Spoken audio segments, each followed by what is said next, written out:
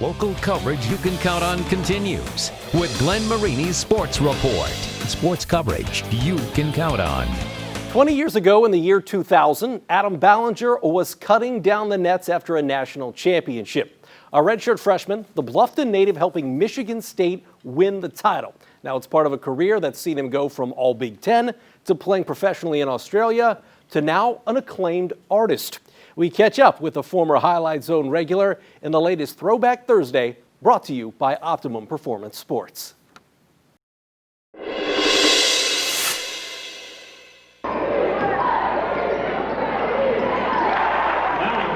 I mean, high school basketball, obviously in Indiana is huge, but especially in our town, that was some of the best time I've ever had, playing basketball. As a senior in 1998 for Bluffton, Adam Ballinger was almost unstoppable. The 6'9" big man was first-team All-State, honorable mention All-American, and earned a spot on the Indiana All-Star team. The town of Bluffton to grow up in, a small town like that, was kind of just to be able to get there and do it with your friends, the guys you've grown up with. I mean, literally the guys on my block were the guys I was playing basketball with. Yeah, we did talk about it. It was about a month ago now. Then it seems, we have a chance, but so many things would go wrong. We're finally here. Finally at the final game. It's kind of unbelievable a little bit. From a small town to the Big Ten, Ballinger signed with Michigan State, where as a redshirt freshman, he was a key backup as the Spartans won the national title, beating Florida in the championship game in Indianapolis. Ballinger in for Michigan State. Yeah, it was a big deal. Like, the whole country's watching, and it's something you grew up watching and, something you dream of doing, but, everybody dreams of that. It's not necessarily going to happen, and then one day you're there and we're playing the national championship game. Ballinger outside, unexpected point. We clipped down a lot of nets in my time at Michigan State, and I remember I put them in a drawer in college. I never knew which net was which, and then they all kind of just disappeared over time. I don't know what happened to them. While the nets may be missing, Ballinger found his game after that. It was a third-team All-Big Ten selection as a junior and finished in the top 10 in Spartans history for blocked shots. Adam was used to being on top, but the game then took him down under. I would have went anywhere to play. I'd only ever really wanted to play basketball. I graduated, I got a degree, but, my focus was always basketball. It's something that, I dreamed of doing, and it's kind of the only thing I really cared about. So, even like Siberia, if they would have had a team, I would have went there. They said, we want you to come out here and we'll pay you money to play basketball. I knew Australia was a great country. Didn't take much convincing other than that. Can he make the ball?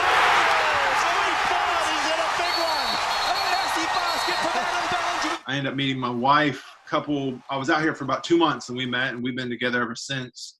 I just kind of fell into a place where I felt really comfortable, and they accepted me, and I just wanted to stick around and play as long as I could. Adam played 12 seasons in Australia and was a 5-time All-Star in the league.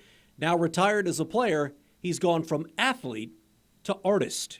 After basketball, it became more of an obsession, I would say. I just wanted to make it work. It's what I love to do, kind of the same way as basketball is what I love to do, and I just wanted to find a way to be able to do that as much as I can. I do a lot of caricatures of athletes, and a lot of them end up looking like, the big head caricatures we used to see on T-shirts and stuff like that.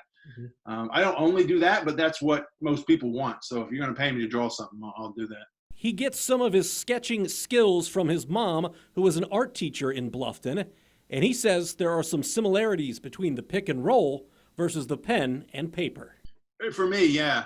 I'm just grinded my way through it to be able to get to somewhere where I actually like what I do now. But you got to have faith in yourself, and you say put in the hours, sounds cliche, but that 10,000 hours type of thing. I mean, if you're talking about creative pursuits or something, where there's not necessarily a degree for it, you don't go to school for it, and then you get put out in the job market. It's really what you put into it, and you just gotta get your time in, and you gotta learn it on your craft and stuff like that. And it can be scary sometimes, but I don't know, it's always kind of spoke to me.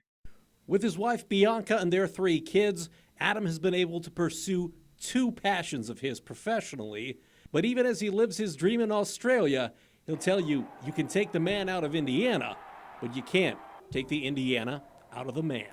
I wouldn't recommend what I did for anyone who's trying to retire from professional sport, but it's worked out. The only problem with living here is it's so far away from Indiana, from home. Other than that, it's a great place to be. It gets cold. You got winter, but it's nothing like the snow in Indiana. I miss high school basketball, cornfields. I miss all of it. If you'd like to check out more of Adam's art or make a purchase, you can do that at adamballingerart.com. That's adamballingerart.com. We'll also have a link to his website in this story on the Wayne.com sports page. I'm Glenn Marini, and that does it for your local sports report.